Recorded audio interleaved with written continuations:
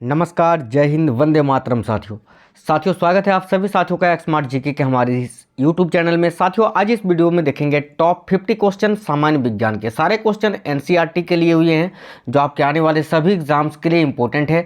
साथियों आप किसी भी गवर्नमेंट एग्जाम की तैयारी कर रहे हैं तो चैनल को जरूर सब्सक्राइब कर लीजिए और बेल आइकन को ऑन कर लीजिएगा। सभी साथी इस वीडियो को लाइक और अपने सभी दोस्तों के साथ शेयर कर दीजिए। ये जो क्लास है, ये जो वीडियो है साथियों आपके ऑल एग्जाम के लिए है। तो चलिए शुरू करते हैं, देखते हैं कौन कौन से क्वेश्चन हैं। पहला क्वेश्चन आपके स्क्रीन पर, शनि के छल्ले जो हैं वो किससे बने होते हैं।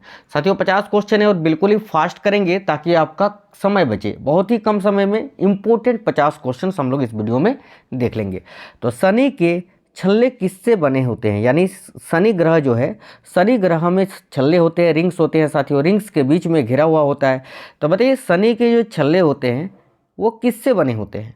तो देखिएगा इस क्वेश्चन का सही उत्तर हो जाएगा बर्फ और चट्टान के बड़े टुकड़े से। ऑप्शन नंबर बी इस क्वेश्चन का राइट आंसर हो जाएगा। निम्न में से समतल प्रतिबिंब के द्वारा, देखिए समतल दर्पण के द्वारा, ठीक है, समतल दर्पण के द्वारा जो प्रतिबिंब बनता है वो कैसा होता है। तो साथियों समतल दर्पण के द्वारा कैसा प्रतिबिंब बनता है, तो याद रखिएगा आभासी प्रतिबिंब। ऑप्शन नंबर डी यहाँ राइट आंसर होगा। आगे देखिएगा, पेपर वेट में वायु के बुलबुले का चमकना कौन सी घटना है। पेपर वेट में वायु का जो बुलबुला होता है वो चमकने लगता है, क्वेश्चन में पूछा गया है वह कौन सी घटना है। तो साथियों याद रखिएगा टोटल इंटरनल रिफ्लेक्शन, यानी पूर्ण आंतरिक परावर्तन, ठीक है, प्रकाश का पूर्ण आंतरिक परावर्तन, total internal reflection of light. आगे देखिए नेक्स्ट क्वेश्चन देखेंगे, ये रही स्क्रीन पर, श्रृंखला या फिर सीरीज में जुड़े प्रतिरोधों में क्या समान रहता है। तो साथियों श्रृंखला में जुड़े प्रतिरोधों में जो धारा होता है वो बिल्कुल समान होता है, धारा। Option number A. आगे देखिए, नेत्र का दूरबिंदु खान कितना होता है। तो साथियों नेत्र जो होता है आइस, उसका दूरबिंदु खान कितना होता है। तो याद रखिएगा दूरबिंदु अनंत होता है, इन्फिनिटी। अगर आपसे निकट बिंदु पूछेगा तो 25 सेंटीमीटर आएगा, और दूरबिंदु तो अनंत, इन्फिनिटी, जिसका कोई आदि अंत ना हो उसको अनंत बोलते हैं। मिल्क ऑफ मैग्नेशिया का पीएच मान क्या होता है। साथियों क्वेश्चन के थंबनेल में आपने देखा होगा ये क्वेश्चन, मिल्क ऑफ मैग्नेशिया का पीएच मान कितना होता है। तो देखिए मिल्क ऑफ मैग्नेशिया का पीएच मान होता है 10.5। Option number A correct answer हो जाएगा। साथियों मिल्क ऑफ मैग्नेशिया जो होता है ये क्षारीय प्रकृति का होता है, ठीक है, ऑप्शन नंबर ए। आगे देखिएगा, निम्नलिखित में से कौन सा ऊर्ध्वपातन का उदाहरण है। ऊर्ध्वपातन यानी सब्लिमेट या सब्लिमेशन आप बोल सकते हैं इंग्लिश में इसको। तो ऊर्ध्वपातन का उदाहरण इनमें से कौन सा है। तो देखिएगा ऊर्ध्वपातन का उदाहरण ammonium chloride. Option number B इस क्वेश्चन का करेक्ट आंसर हो जाएगा। देखिए कपूर का शुद्धिकरण जो है अमोनियम क्लोराइड के द्वारा होता है। इसके अलावा देखिएगा अमोनियम क्लोराइड का भी याद रखिएगा, कपूर का भी शुद्धिकरण अगर आपसे पूछे तो ऊर्ध्वपातन ही आंसर आएगा, ठीक है। चलिए नेक्स्ट क्वेश्चन देखेंगे, निम्न में से कौन कॉपर सल्फेट के विलयन का रंग होता है। तो कॉपर सल्फेट के विलयन का रंग कैसा होता है, यही क्वेश्चन में पूछा गया है, तो जरूर याद रखिएगा नीला यानी ब्लू कलर का होता है।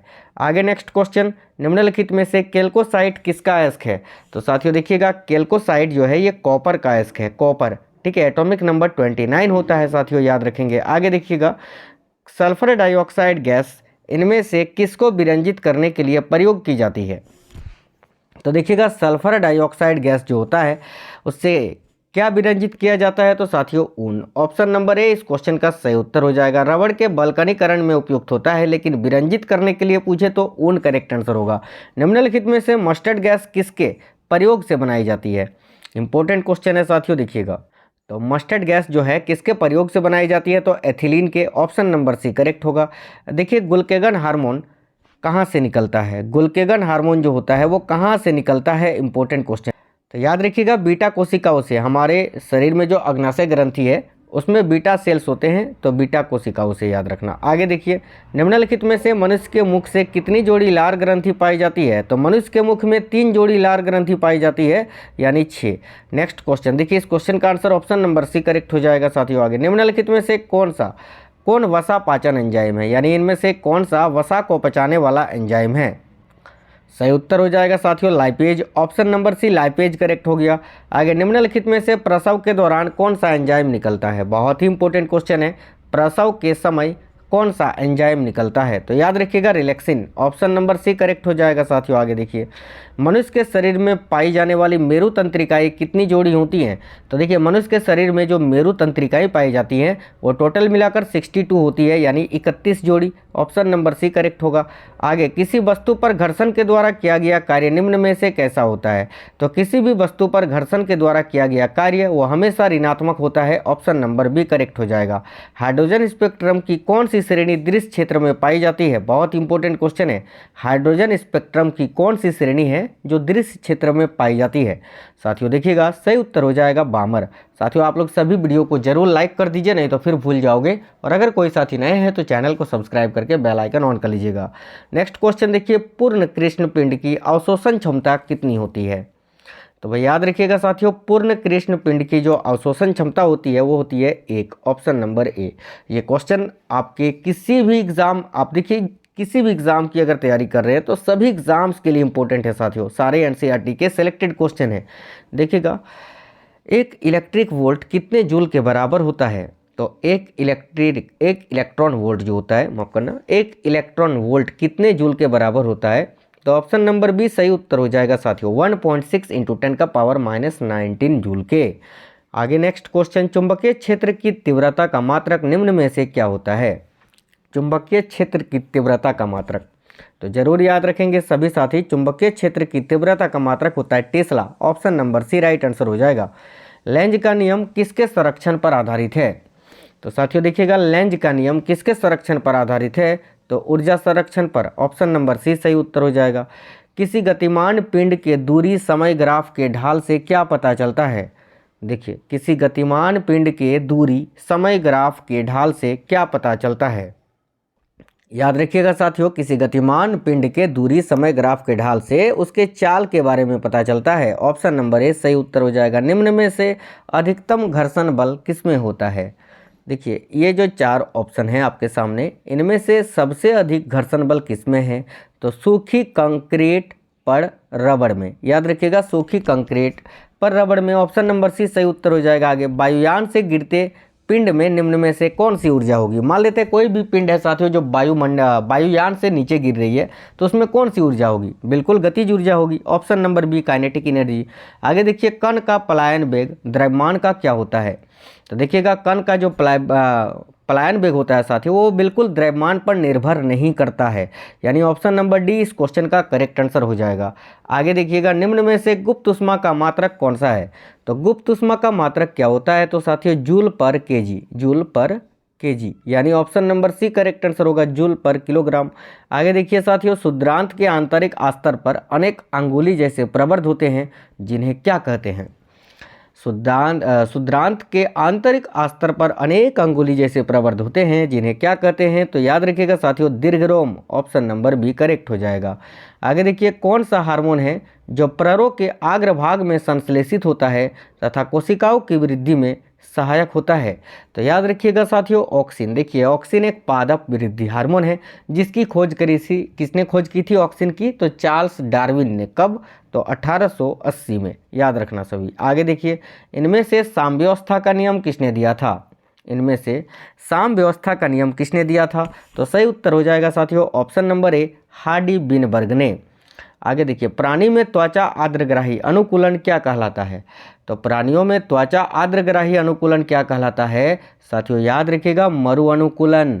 जब भी आपको ये क्वेश्चन दिखे, मरु अनुकूलन आंसर करना है। क्वेश्चन बहुत इंपॉर्टेंट है, याद रखिएगा। देखिए, सभी कोशिकाएं पूर्ववर्ती कोशिकाओं से बनती है, यह मत किसने रखा था?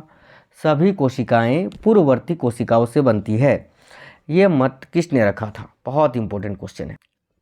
बिल्कुल साथियों, याद रखिएगा, बिरचाउ ने। बिरचाउ ऑप्शन नंबर सी इस क्वेश्चन का सही उत्तर हो जाएगा। कोशिकाओं की कुछ परतें उत्तक के आधार या पैकिंग का निर्माण करती है, इन्हें क्या कहते हैं?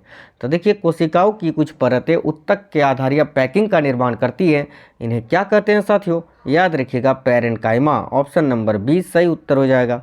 चलिए आगे देखिए, यकृत में संपन्न ग्लूकोनियोजिनोसिस प्रक्रिया हेतु आवश्यक हार्मोन कौन सा है? तो देखिएगा, यकृत में संपन्न ग्लूकोनियोजिनेसिस प्रक्रिया है तो आवश्यक हार्मोन कौन सा है? साथियों जरूर याद रखिएगा, glucagon. Option number C right answer हो गया। आगे देखिए, शारीरिक संतुलन बनाने में सहायक संवेदी अंग कौन सा है? तो देखिएगा शारीरिक संतुलन बनाने में सहायक संवेदी अंग होता है साथियों कान कर्ण। ऑप्शन नंबर ए सही उत्तर हो जाएगा। शरीर में लिम्फोसाइट कोशिकाओं के बनने से संबंधित ग्रंथि कौन सी है? इंपॉर्टेंट क्वेश्चन है, ये भी देखिएगा। देखिए शरीर में लिम्फोसाइट कोशिकाओं के बनने से संबंधित ग्रंथि कौन सी है? तो जरूर सभी साथी देखिएगा साथियों, थाइमस ग्लैंड, थाइमस ग्रंथि। ऑप्शन नंबर बी सही उत्तर हो जाएगा। जेनेटिक शब्द का प्रयोग सबसे पहले किसने किया था? तो देखिएगा जेनेटिक शब्द का प्रयोग सबसे पहले वाटसन ने किया था ना, बहुत important question. Option number D Watson इस क्वेश्चन का सही उत्तर हो गया। आगे देखिए वर्तिकाग्र के परिपक्व होने से पहले ही उस पुष्प से पुंकेसर को हटा देना क्या कहलाता है? साथियों वर्तिकाग्र के परिपक्व होने से पहले ही उस पुष्प से पुंकेसर को हटा देना क्या कहलाता है? तो विपुषण। ऑप्शन नंबर ए सही उत्तर हो जाएगा। जीवन के उत्पत्ति का आधुनिक सिद्धांत किसने दिया था? देखिएगा जीवन के उत्पत्ति का आधुनिक सिद्धांत किसने दिया था? बहुत ही इंपॉर्टेंट क्वेश्चन है साथियों, ए.आई. ओपेरिन ने। Option number A AI. Oparin correct answer हो गया। ओलाइगोसिन काल में कौन से प्रकार के घोड़े का विकास हुआ था? यह भी क्वेश्चन बहुत इंपॉर्टेंट है। ओलाइगोसिन काल में कौन से प्रकार के घोड़े का विकास हुआ था? याद रखिएगा सभी साथी, मीसोहिप्पस इस क्वेश्चन का सही उत्तर हो जाएगा। Option number C. Next question, अंगों का उपयोग में आना या ना आना, ये किसकी विशेषता है? साथियों बताइए 41 नंबर क्वेश्चन, अंगों का उपयोग में आना या ना आना, ये किसकी विशेषता है? सही उत्तर हो जाएगा साथियों लिमार्कवाद का। Option number C correct answer हो जाएगा। चलिएगा नेक्स्ट क्वेश्चन, संवहनी पौधों में कर्क क्या होता है? साथियों देखिएगा संवहनी पौधों में कर्क क्या होता है? तो भाई ऑप्शन नंबर सी सुरचनात्मक उत्तक। ऑप्शन नंबर सी सही उत्तर हो गया। आगे देखिए निम्नलिखित में से कौन सी पेशी ऐच्छिक पेशी है? इनमें से कौन सी पेशी ऐच्छिक है? याद रखिएगा सभी साथी, निम्नलिखित में से कौन सी पेशी ऐच्छिक है? तो कंकालीय पेशी। ऑप्शन नंबर 20 सही उत्तर हो गया। सूचनाओं को संवेदी अंगों से केंद्रीय तंत्रिका तंत्र तक कौन सी तंत्रिकाएं पहुंचाती हैं?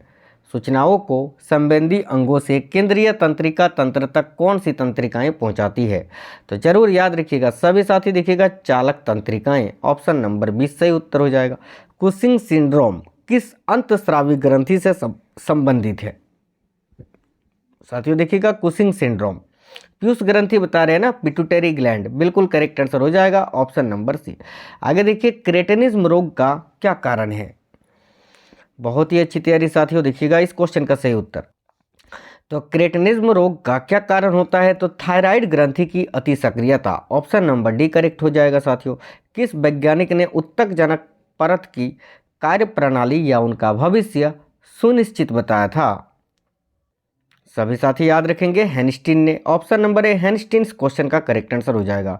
वायुतक का प्रमुख कार्य क्या है? साथियों देखिएगा वायुतक का प्रमुख कार्य क्या है? तो याद रखेंगे सभी साथी, देखिएगा उत्प्लावन। ऑप्शन नंबर ए साथियों करेक्ट आंसर हो जाएगा उत्प्लावन। आगे देखिएगा प्यारे साथियों, निम्न में से आनुवांशिक रोग नहीं है, इनमें से कौन सा एक आनुवांशिक रोग नहीं है? तो देखिए हीमोफीलिया भी आनुवांशिक रोग है, हाइपरट्राइकोसिस भी आनुवांशिक रोग है और थैलेसीमिया भी जो है आनुवांशिक रोग है, लेकिन मस्तिष्क ज्वर जो है ये आनुवांशिक रोग नहीं है। तो ऑप्शन नंबर सी इस क्वेश्चन का सही उत्तर हो गया। आगे देखेंगे लास्ट क्वेश्चन, रेफ्रिजरेटर में थर्मोस्टेट का क्या कार्य होता है? हमारे घरों में जो फ्रिज होता है रेफ्रिजरेटर, उसमें थर्मोस्टेट का क्या कार्य होता है?